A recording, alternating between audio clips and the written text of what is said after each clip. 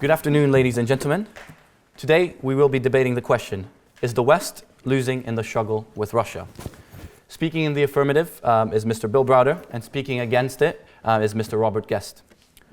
We will now move to the debate, starting with Mr. Bill Browder's initial submissions.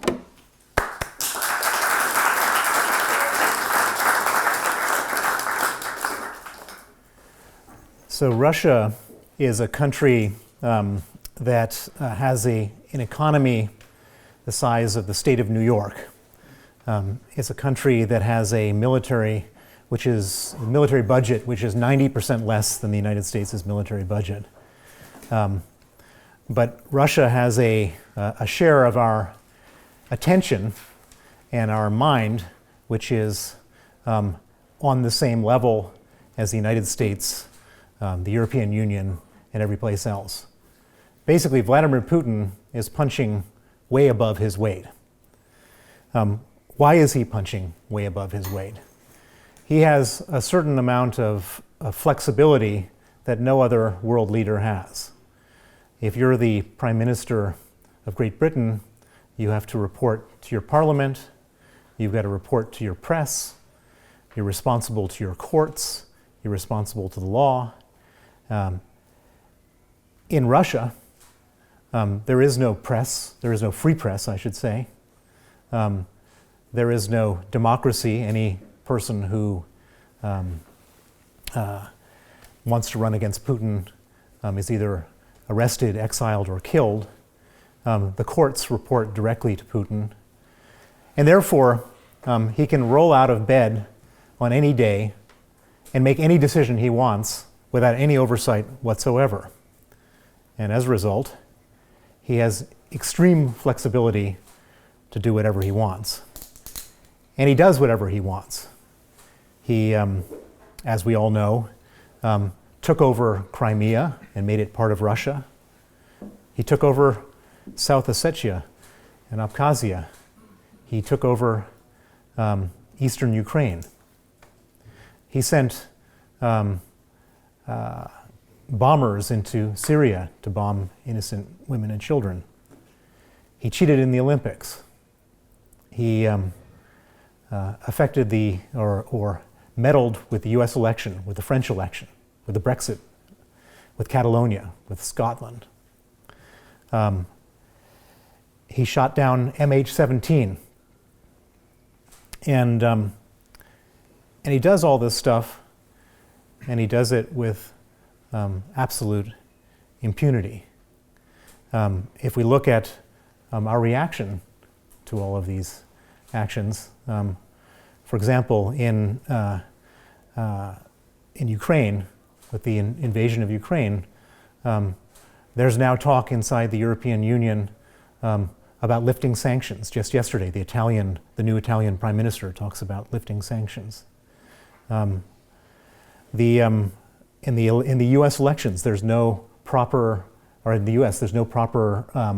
investigation into actually how to stop future meddling with the elections. There's no consequence to the Russians' use of Facebook or Twitter. There was no punishment for the murder of Alexander Litvinenko using nuclear materials in the center of London. The only reaction of the use of chemical weapons in a terrorist attack in Salisbury against the Skripal family was the expulsion of 23 diplomats. After cheating in the Olympics, the Russians have been welcomed back into the next set of Olympics, and they're hosting the World Cup. The City of London continues to be a place where Russian money can be laundered with impunity. It seems to me, based on all this, that Russia is winning.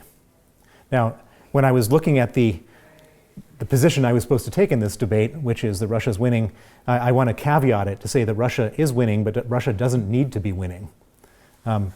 It's absolutely possible for us to stop Russia from a lot of these things, but it requires a concerted and real response. It requires us to actually go after Putin's money in the West, which is his Achilles heel. As many of you know, I'm the person behind the Magnitsky Act, which goes about freezing his assets in the West. But I've had to fight like you can't imagine to get various countries to impose the Magnitsky Act, and there's many others that won't.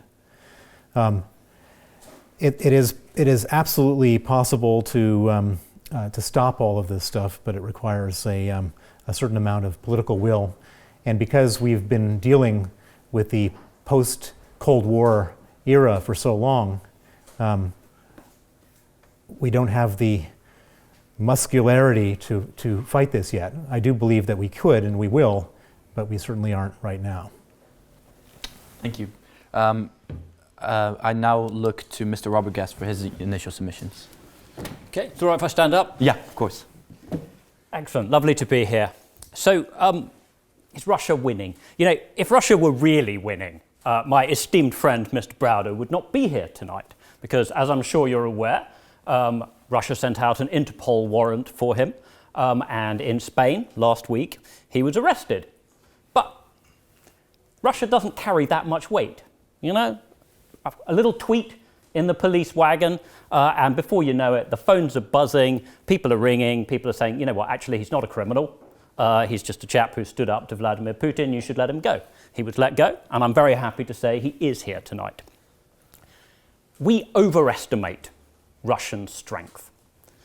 As Mr. Browder alluded, the Russian economy is only the size of that of New York or South Korea. I'd go a lot further. If you look at the corruption rankings in the world that Transparency International does, Russia ranks below Myanmar and Burkina Faso, bringing to mind the old quip about the Soviet Union being up a Volta with rockets. If you look at their health statistics, it is incredible. They have a lower life expectancy in Russia than they do in North Korea or even in Syria, despite all the bombs that Russia is dropping on the place. Why is their health so bad?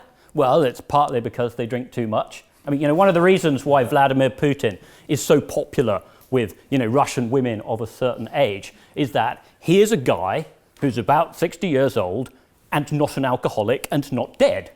It really is. I think, God, I wish I had a husband who was not an alcoholic and not dead. Why are their health statistics so terrible? Well, I'll give you one example. In the field of HIV/AIDS, Russia obviously has by far the highest HIV prevalence of any serious European country. And it's partly because they don't have needle exchange programs, but partly because of sex education there. There was one former Russian, she was a children's commissar or something like that, I forget the exact title, and she was asked, what should sex education be? And she said, well, obviously, you've just got to base it on the Russian classic novels. So, you know, if your lover dumps you, throw yourself under a train. She was succeeded by someone even worse, who subscribed to a Facebook group called HIV/AIDS is the biggest hoax of the 20th century. This is a seriously backward place, okay? It's not something that we should even be thinking that we're, you know, in a fight that we can lose, okay? It's more like there's a dog running around in your back garden and it bites people. And I'm not saying we shouldn't take precautions against that. Obviously, you need sort of shin pads and ankle guards and pepper spray and that kind of thing. But the dog is not winning, okay? The dog is just a dog that causes trouble, and like most dogs, it's not going to last very long. So if we start to think that we are losing to Russia, if we frame it as a war between the West and Russia, we are playing into Vladimir Putin's game. That's the way he wants to phrase it, as this titanic struggle between the two great superpowers, the West and Russia. It's not like that at all. The West is a big, successful, secure, it's the part of the world that really works. And sure, we have problems, but it's not that we're fighting a big war with Russia. We just have to deal with the fact that sometimes we have weaknesses that they can exploit. So the most obvious one, which I'm sure we'll get onto, is the disinformation campaign. Now, did Vladimir Putin swing the Brexit vote? Did he swing the election in favour of Donald Trump? I don't know. It's not knowable. We do know that he tried, And there's nothing new about that. I mean, the Soviet Union used to spend a huge amount of time trying to spread disinformation in the West. The old Soviet spies spread the rumor that HIV/AIDS was invented in a CIA lab to kill black people, that the CIA was behind the JFK assassination, all these things, right?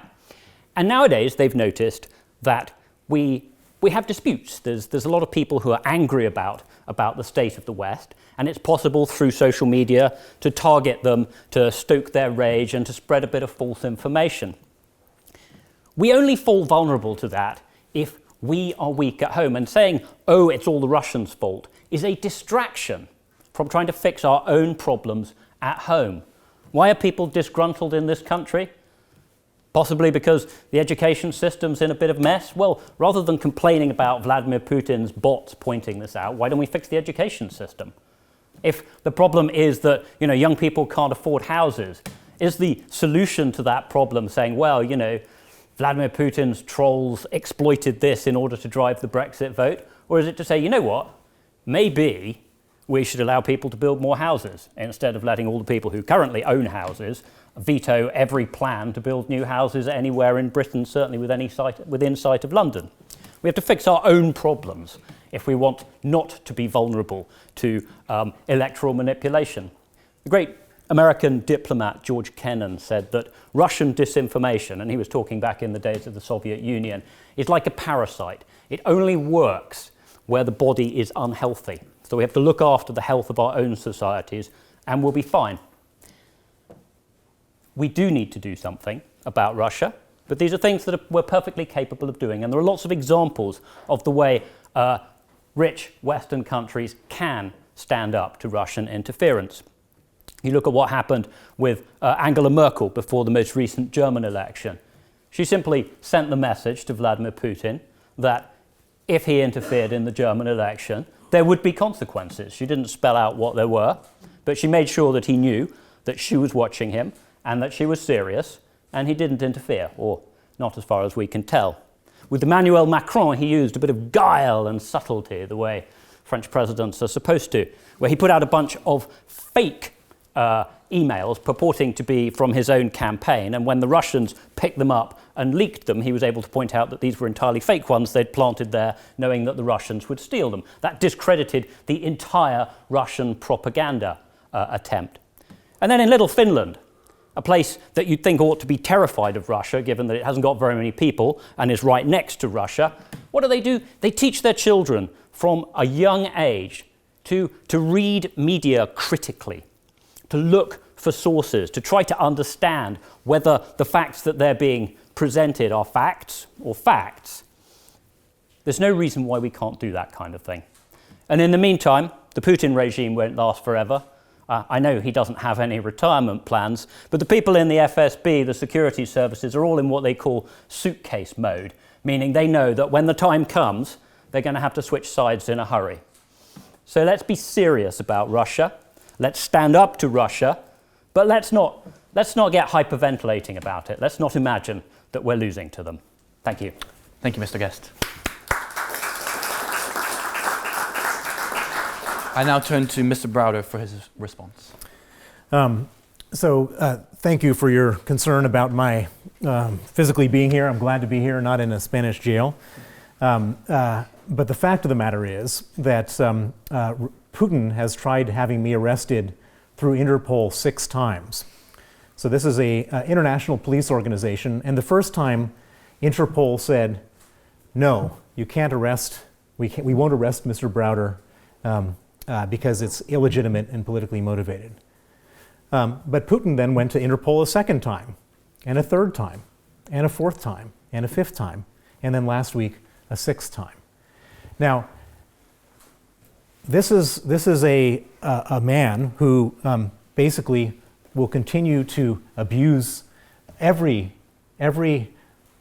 legal mechanism, every international organization, every freedom, and every law that we have in the West in order to do what he wants to do. And if you had been correct that he doesn't have so much power, the Spanish would have never acted on that arrest warrant. The Spanish would have said, no, But why did the Spanish act on that arrest warrant? Because it comes from Russia. And it comes from Russia, and they feel like it's legitimate to act on it.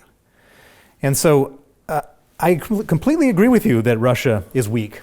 But what's interesting about the weakness, and all of the things you say are correct, that it's the economy doesn't work, their healthcare doesn't work, they're dying young, they're drunk, etc.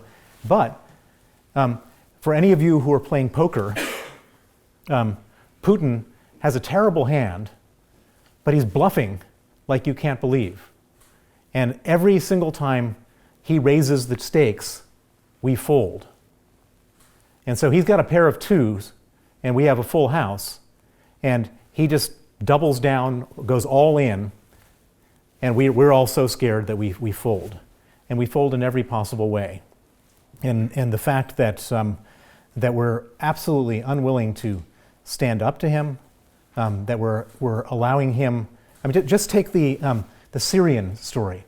At the end of the Obama presidency, Syria used chemical weapons, and it crossed the U.S. red line.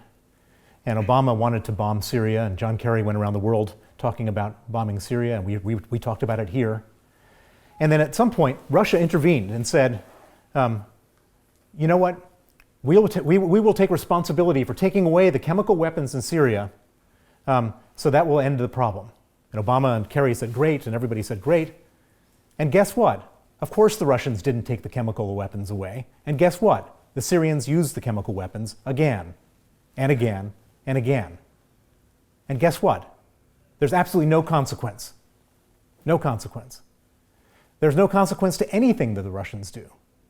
And what does a bully do in a situation where people don't stand up to him? He goes around and bullies more. And it's not as if this is a new concept. This is the age-old concept. Neville Chamberlain said, you know, we've got peace in our time. And that didn't work. And it absolutely will not work with Vladimir Putin. Every time we allow him to get away with invading Ukraine, with not taking the chemical weapons away from Syria, from cheating in the Olympics, from cheating the US elections, from cheating the Brexit vote, he'll do more. And he is doing more. And the bots haven't stopped. The Russian interference hasn't stopped. It will go forward in the US 2018 midterm elections. It will go forward in any other elections we have here. Guess what? It went forward in the Italian elections. There is a pro-Russian populist who was supported by Putin in the Italian elections, who is now prime minister.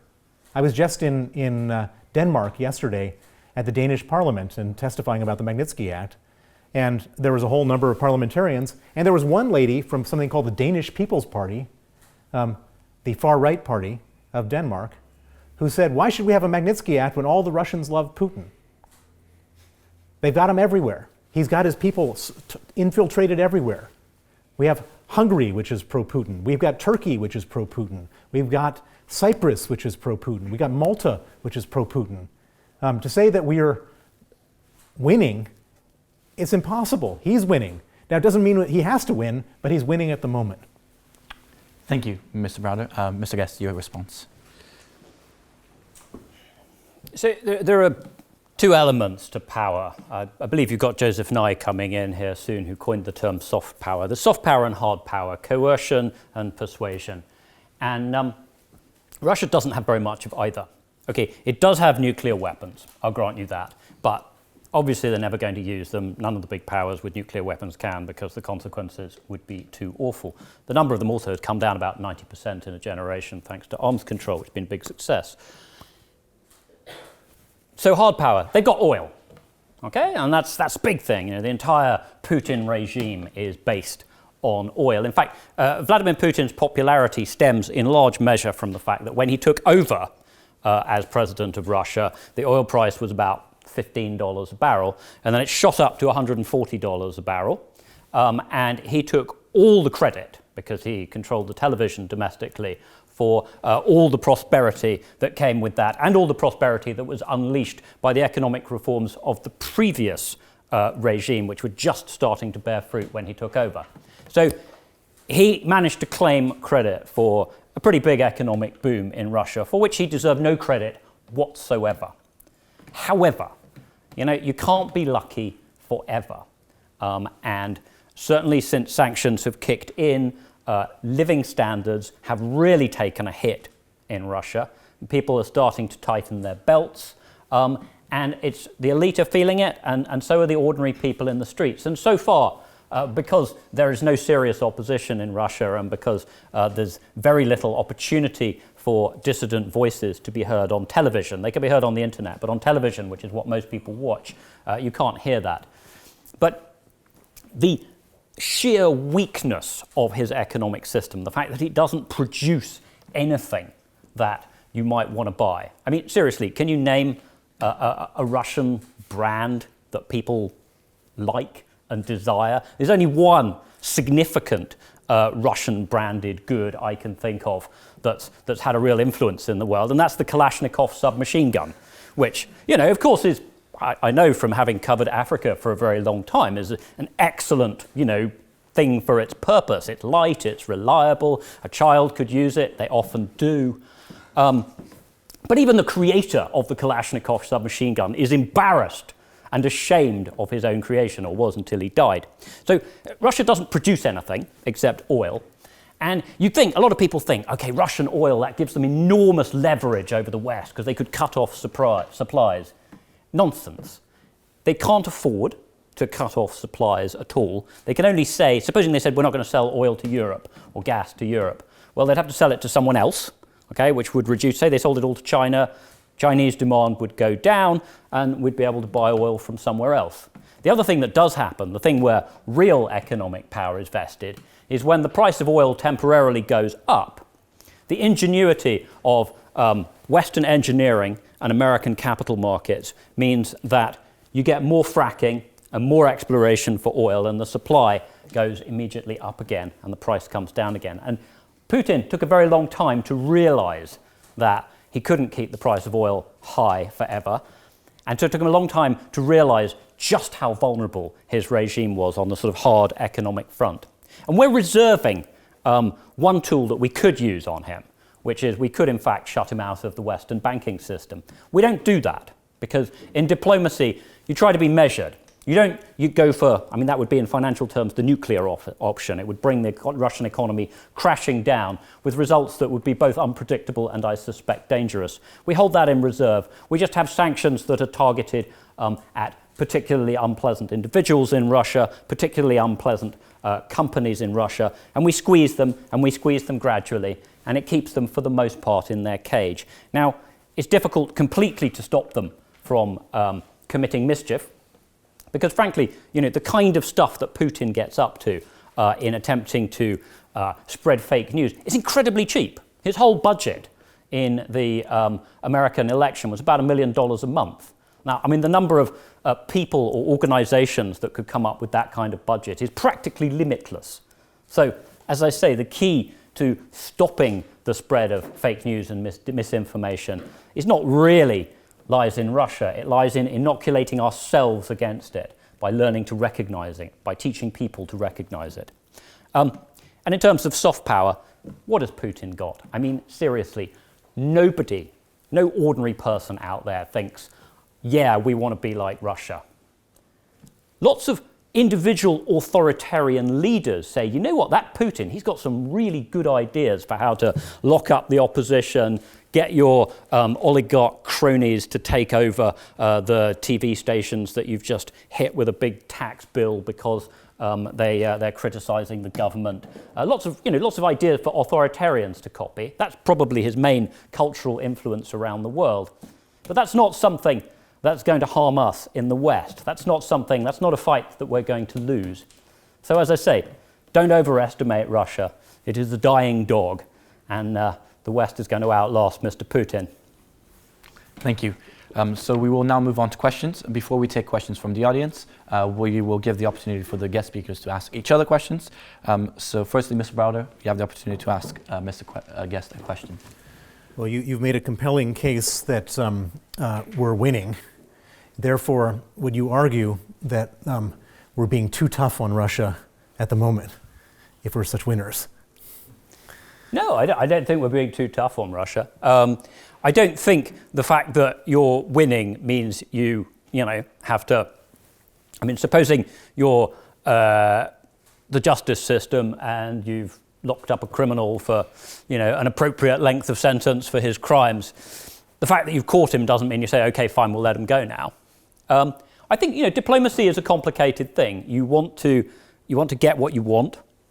You don't want to cause unnecessary trouble. We don't want the regime to collapse suddenly in Russia. We would like there to be a steady process of reform whereby the younger generation, who are by and large sickened by what they see of their ruling class. Russia is run by the security services, by people whose sole talent is in scaring other people. They don't create wealth, they don't create new ideas. They use the threat of force to take over companies that other people have built up, or to grab rents from the oil and gas that are in the ground. Those people, that's the current generation of successful people. The younger generation of Russians, and we've done a lot of work on this, they don't look up to those people. Yeah, they don't pick fights with them in bars because they're frightening, but they don't look up to them. They look at these people who have, entire separate rooms in their house for storing their fur coats. And they just sneer at them. They think that's kind of vulgar. That's not what we want. The younger generation of Russians, they want, jobs with meaning. They want lives with meaning. They care about values. And ultimately, they're going to end up in charge of the country because despite his teetotalism and his good health, Vladimir Putin is not going to last forever. Thank you. Would you like a right to response? I'll waive my right to respond. Okay. Okay. So I want a question.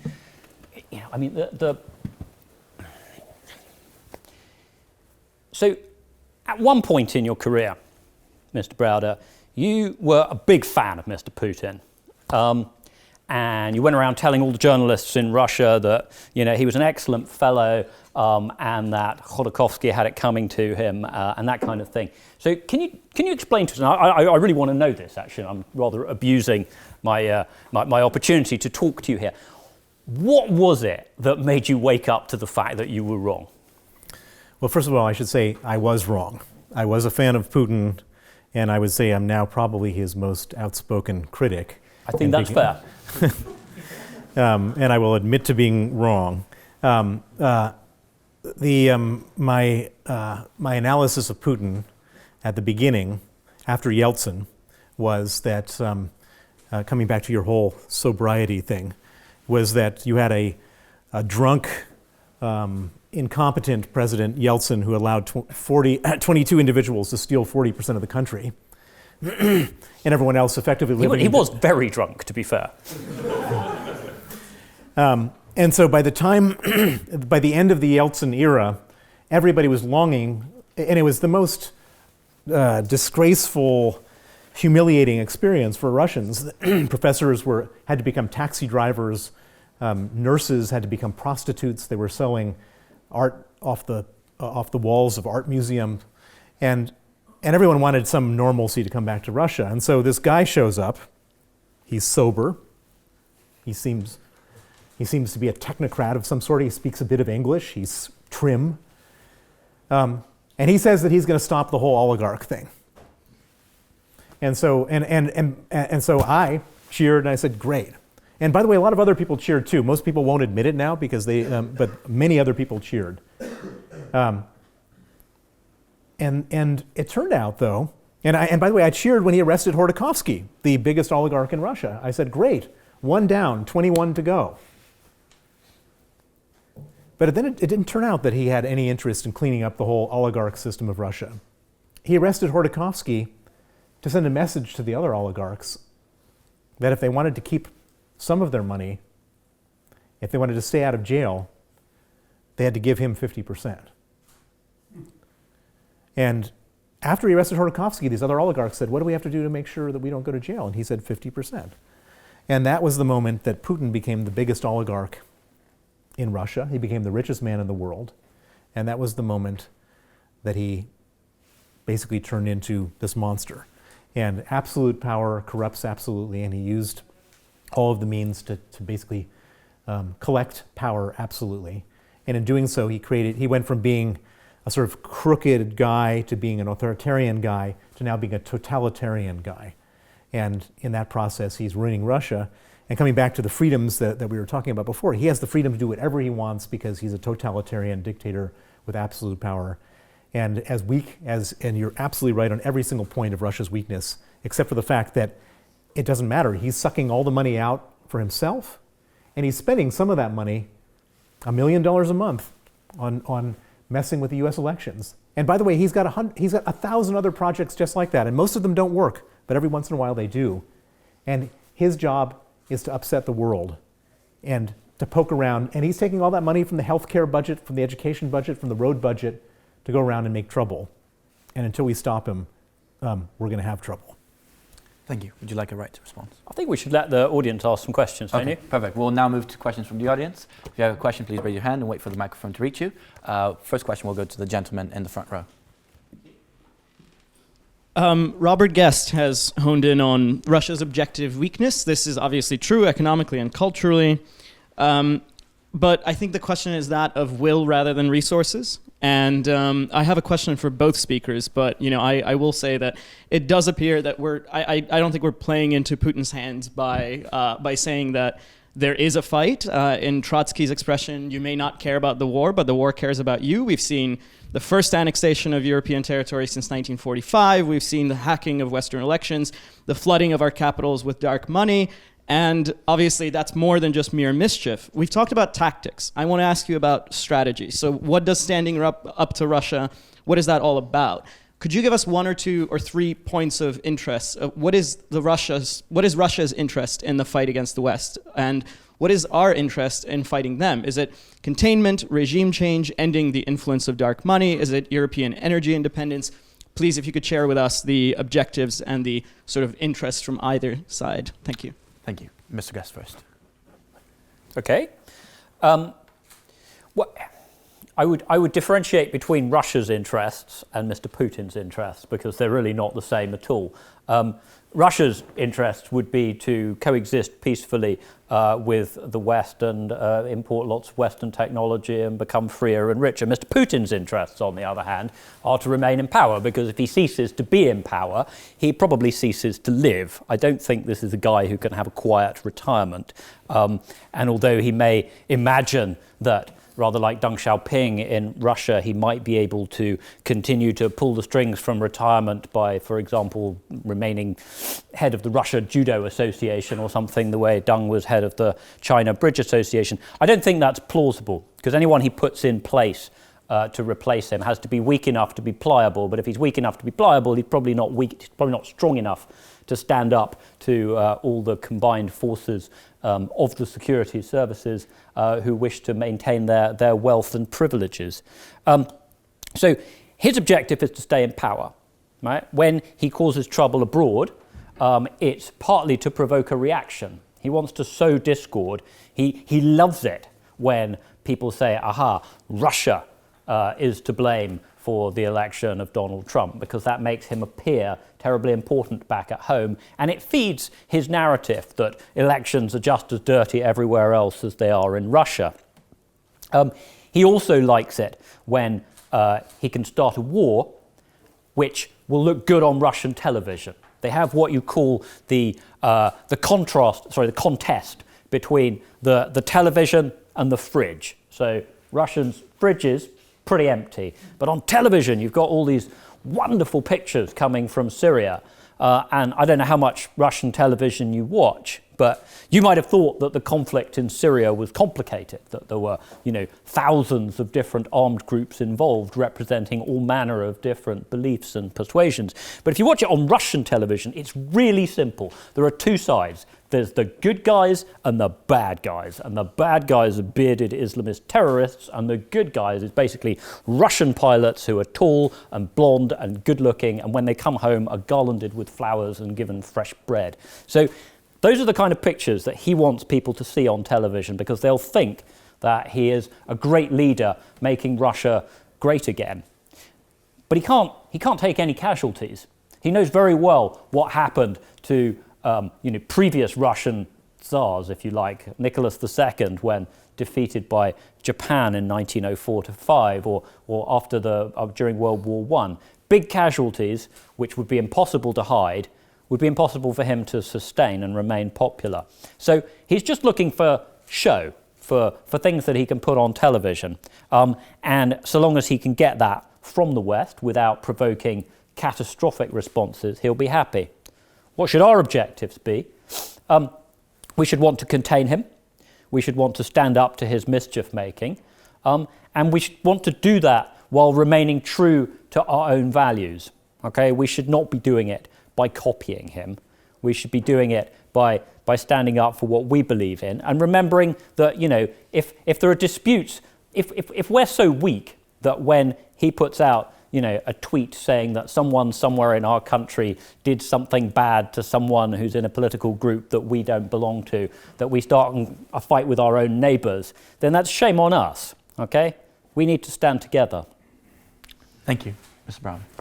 The Russia, we've talked a lot about Russia's weakness, and since Putin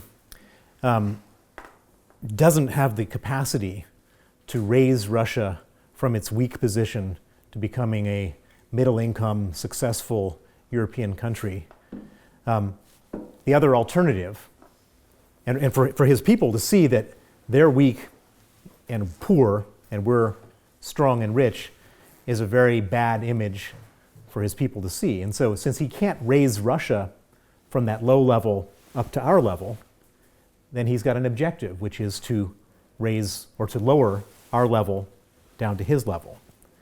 And he's very good at it. And he's creating all sorts of, I couldn't have imagined 5 years ago that we would have a situation where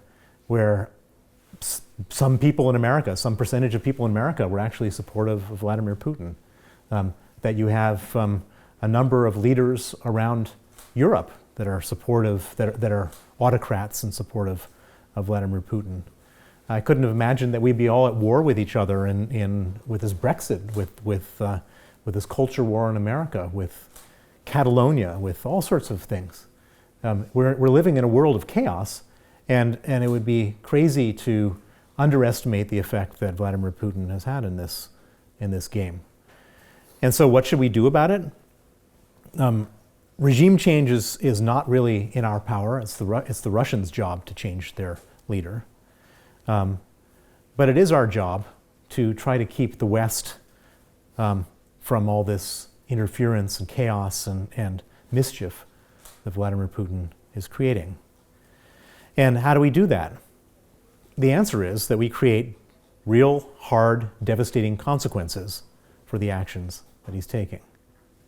What are those consequences?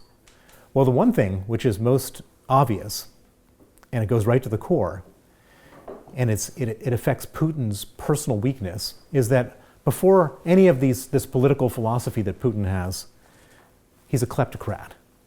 He steals money, and he steals lots of money. In my estimation, Putin has stolen $200 billion, and the people around him altogether have stolen $1 trillion from the Russian people. And the big weakness they have is that money is held in the West, in Western banks. And finally, just about a month ago, the first step was taken to really make Putin pay attention, which was the United States government sanctioned 7 of the richest oligarchs. They have a list of 200, and they sanctioned 7 of them, and they sanctioned their companies. And it was like a neutron bomb going off over Moscow. And the economic effects of that are huge, and the economic effects to Putin are huge, because Putin doesn't hold any of his money in his own name. He holds it in the name of these oligarchs, some of these oligarchs who were sanctioned. And guess what? He hasn't responded. So just to give you an example, Estonia sanctioned 49 individuals responsible for the murder of Sergei Magnitsky. There are 49 Russian officials. And so Putin responded symmetrically by sanctioning 49 Estonian politicians. But there's no way that Putin can respond symmetrically. There are not a bunch of American oligarchs keeping their money in Russia. And this does affect him. And And this makes him pay attention, because if he carries on doing it, they can sanction another 7 and another 7. And pretty soon the entire wealthy class of Russia will be completely blocked in. And that is the policy that will stop him from doing this nasty stuff. Thank you. Next question from the audience. We will go to the gentleman in the third row. Hello. Thank you for your speeches. My name is Kirill Titov. I'm at Balliol College reading engineering. As you might guess from my name, I'm from Russia. I agree with many of your points, very much. Our economy is weak. The standards of living are very low if you get anywhere about 80 kilometers from Moscow. The healthcare system is struggling. A lot of bad things are being done on the international stage. So all of that is true. And I personally don't think Russia is winning anything in this, or Mr. Putin himself. He's holding on, and I think he will continue holding on because his base in Russia is very strong, and his support on a very sort of almost fundamental structural level, the way they've built it up, is very strong. So there's very little that can be changed there in a short on the short time scale. Having said all that, I would criticize respectfully both speakers on the tone of their arguments. I understand that the format sort of calls for it, and on the simplicity of the arguments, where a lot of things being said are taken out of context. And my question will be, all of these things are happening, and I suppose the format of the event necessitates the brief discussion of all these different things. But I would like to try and put this into context and to try and understand, how did we get here? Michael McFaul was here just 2 days ago, I think, presenting his book and giving a lecture on how we got here. And he said a lot of interesting things. And I would like to understand, and in a very English school, international relations sort of way of thinking, in terms of the international society, in terms of living together on this planet, how we got here post 1990, and what might we do differently in the West to not firefight and treat all of these things that are happening because of how the way things came Thank you, about. Mr. Browder. Your first response. Thank you. Address that those sort of issues of how we got here. So I do not believe that we caused Putin to invade Ukraine. I don't believe that we caused Putin to invade Georgia. He did that on his own volition. We didn't provoke him to do that. He did that on his own volition. I don't think that we caused Putin to cheat in the Olympics. He did that on his own volition. I don't think we caused the Russian military to shoot down MH17. They did that on their own volition. It's the argument that we somehow provoked, we didn't manage the process properly, and that led to this, is a totally false argument. I believe that we got here very simply because Vladimir Putin, first and foremost, is corrupt like many other government officials in Russia. And he happens to be the top government official, and so he's the most corrupt because he had the opportunity to be.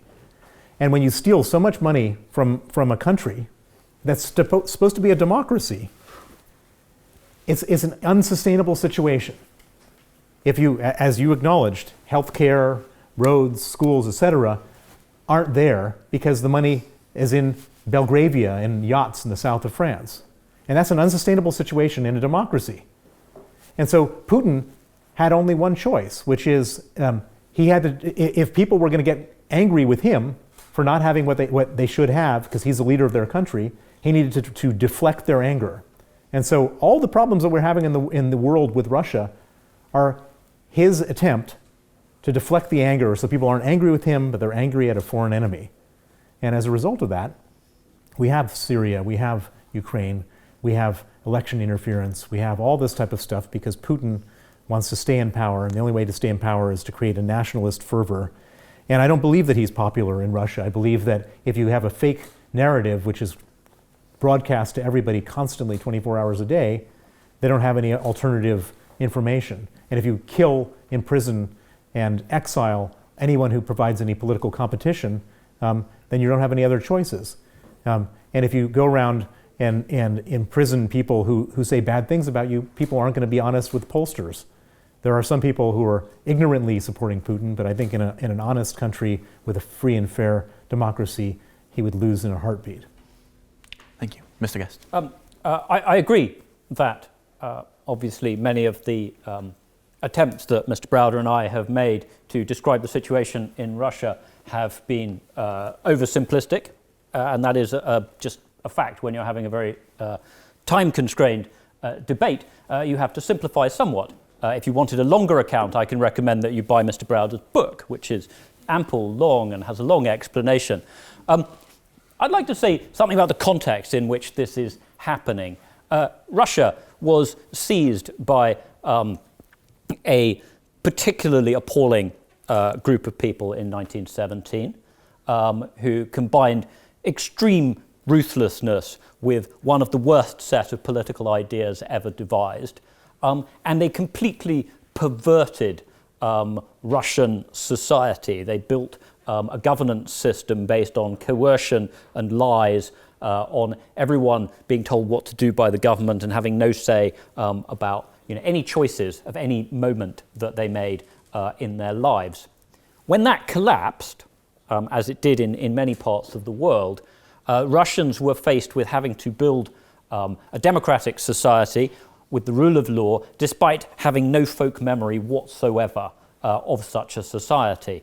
Some of them had studied in the West and learned, some of the basics, but it wasn't enough to turn the country into a stable democracy in the time that's been available. It is extremely common, alas, for young, immature democracies to relapse, to fail, to fall back into authoritarianism. It is indeed one of the big stories in the world at the moment, that a very large portion of the countries that attempted to become democratic after the fall of the Soviet Union have collapsed back, not quite into the terrible state they were before, but into something pretty bad.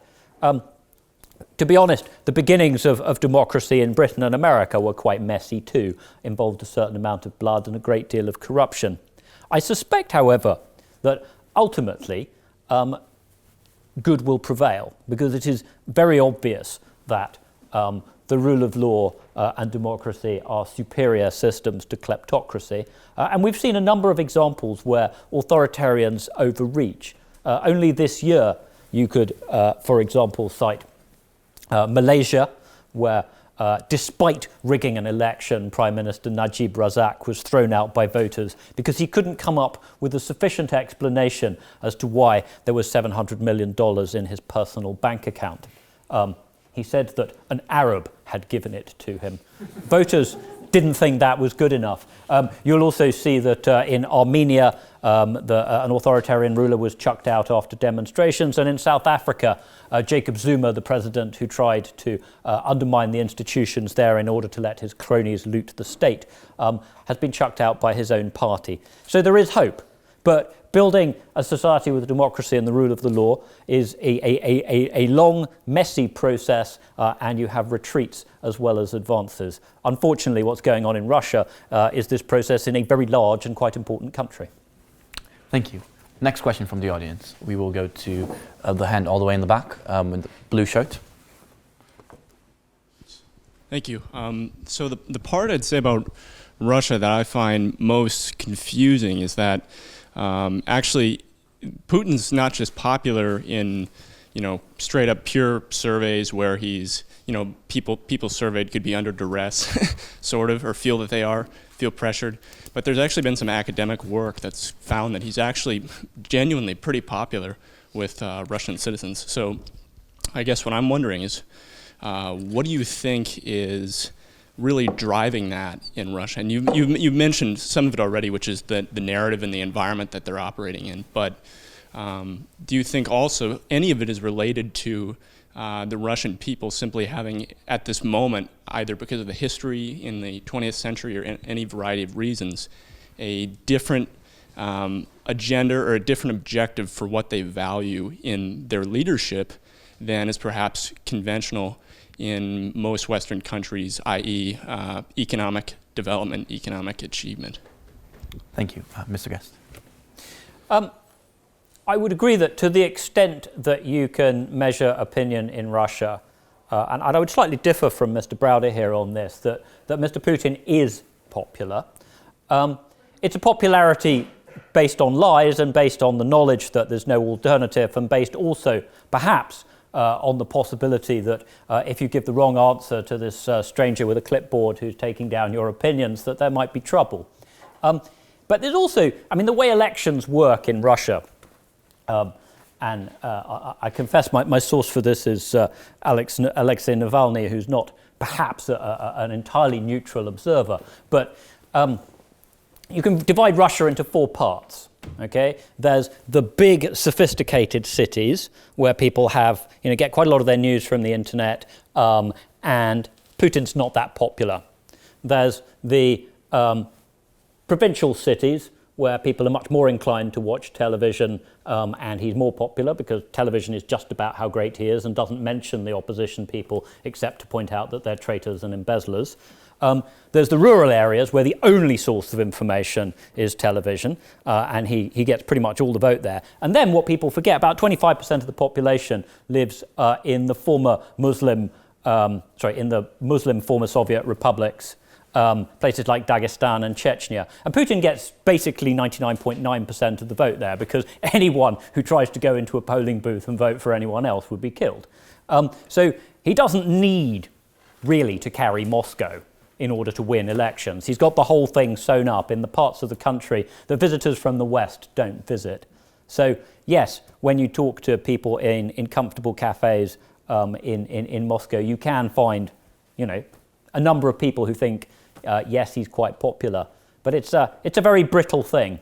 And if the sheer degree of the corruption of those around him were more widely known in actual detail, and that's the one thing you really can't report on in Russia without running a very serious risk of getting killed. If that were more widely known, I suspect it'd be less popular. I mean, the equivalent of the Malaysian question is, Mr. Putin, how is it that your friend, that cellist bloke, had $2 billion in his account? I mean, he's a pretty good cellist, but even so. Thank you, Mr. Browder. I don't know what the opinion polls said exactly in Zimbabwe, but I think that they were above 90% for Mugabe pre-coup, and now he has zero support. I think that there is a certain amount of fatalism in Russia, and I know a lot of Russians, and I lived there for 10 years, that people sort of accept whoever's in power and kind of acknowledge and almost support whoever's in power, and then don't when they're not in power. Everybody looks to see who's the most powerful and just gravitates towards them. And to the extent that people are genuine and that they're not just saying it, I think there's a bit of that.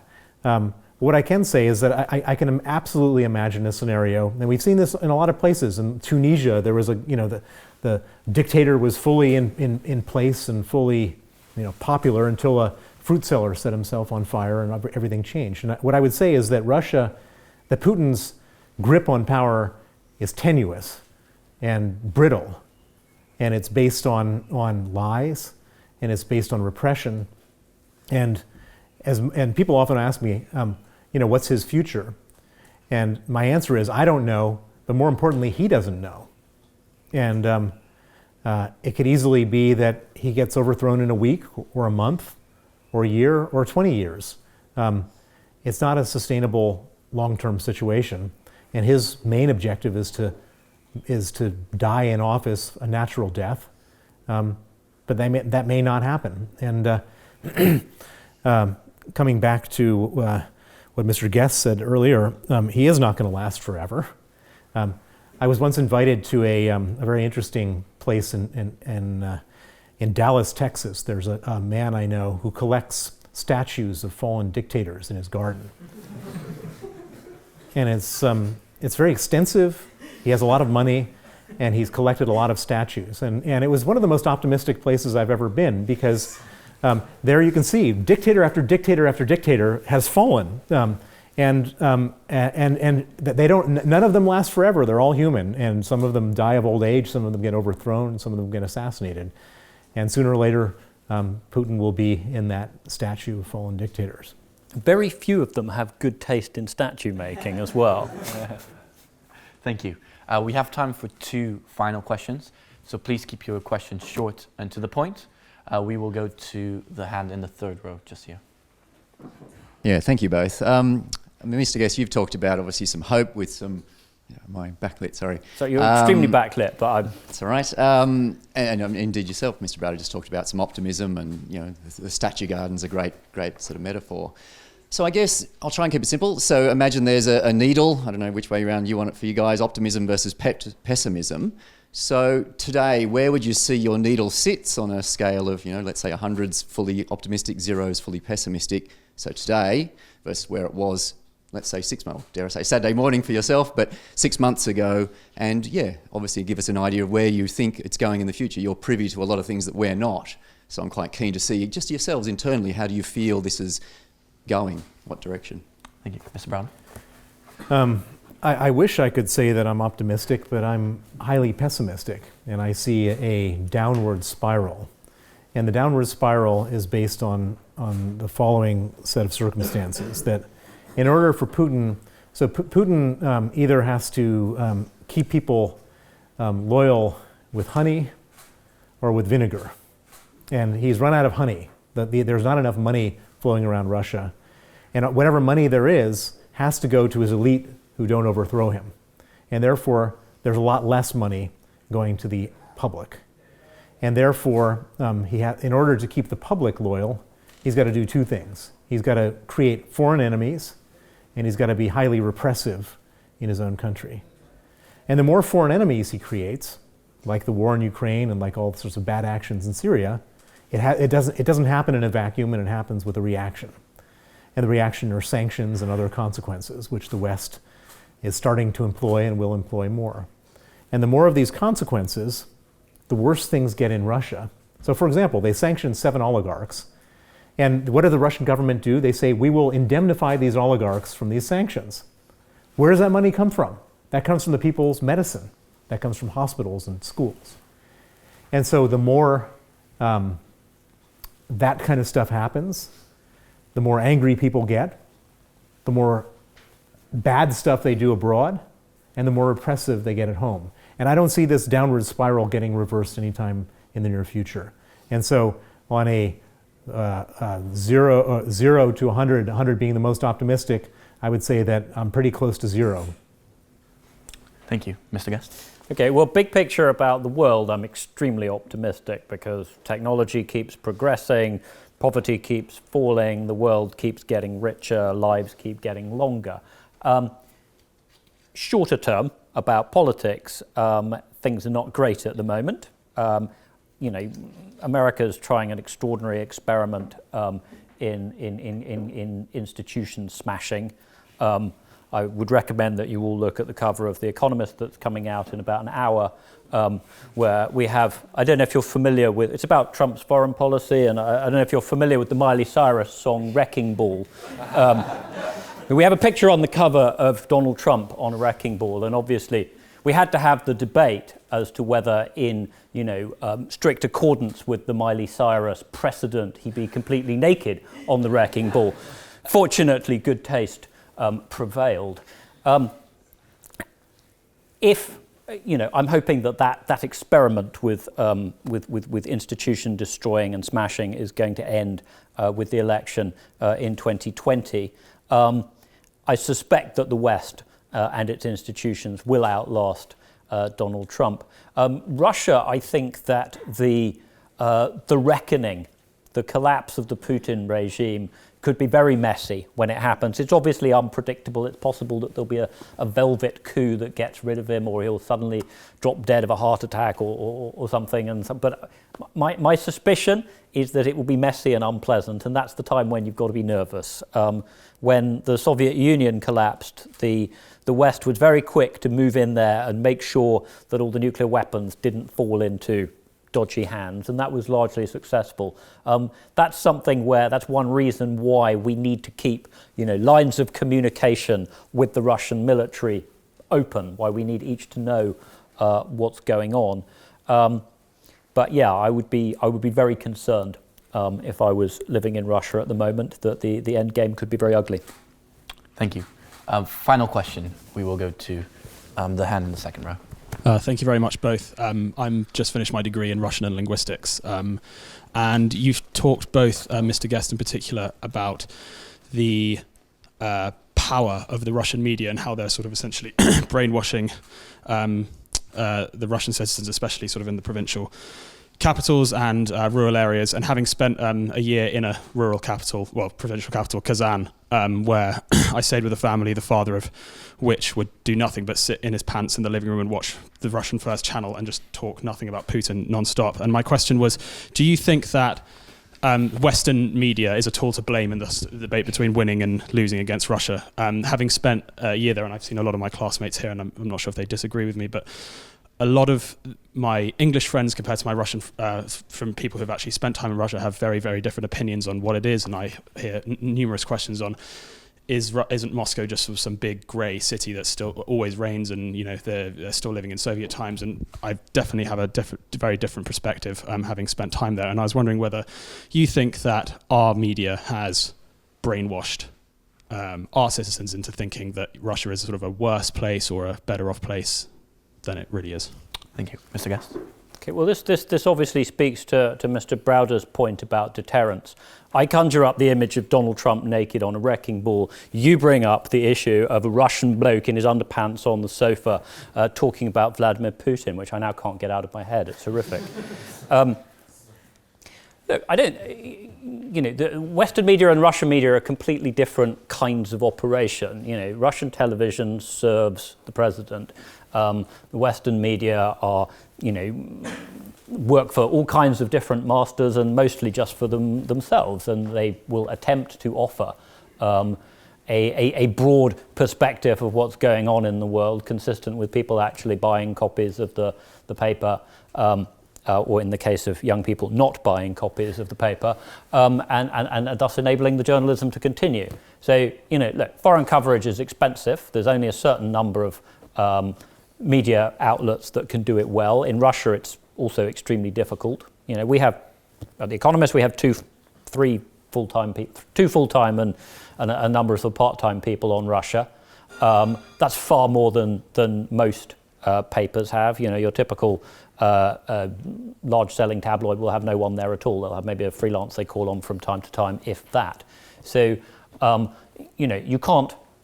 you can't find out everything you need to know about a country by reading a daily paper or even a weekly magazine. It's a starting point. It's trying to give you a hint of what's going on there. But there's certainly no deliberate attempt to distort what's going on. There is, there's a tendency in all countries to report on things that are dramatic, which is often things that are unpleasant. You hear far more about what goes on death row in America than you do about what goes on the lovely suburban street in Maryland I used to live on, where really not much ever happened. That's the nature of drama. You see a lot more sort of murders on television than you do contented middle-aged couples holding hands over dinner. The way to find out more about a country is to not just read newspapers or watch television. It's to read books, starting with the great 19th century classics that are all that you have for sex education in Russia, working through the more modern works of fact, and as you have done to visit the place. Inevitably, when you visit a place, you get a broader perspective. That's why we say that travel broadens the mind. The media are a starting point to finding out what's going on in the world, not an end point. Thank you, Mr. Browder. The Russian state television stations have made 6 movies about me. If you watch those movies, you will come to the conclusion that I'm a serial killer, that I'm an MI6 CIA agent whose objective is to bring down Russia, that I'm a fraudster, a tax evader, an international Jewish swindler. And they say it with great self-confidence, and they say it with great certainty. That's what the Russian media does in my case. Do they at least get someone really good looking to play you? The Western media doesn't say those things. The Western media reports that I've been on a campaign to expose Vladimir Putin for the crimes of killing my lawyer Sergei Magnitsky and the various things that I'm trying to do. There is certain media bias, and even in the very best publications, they can be wrong sometimes.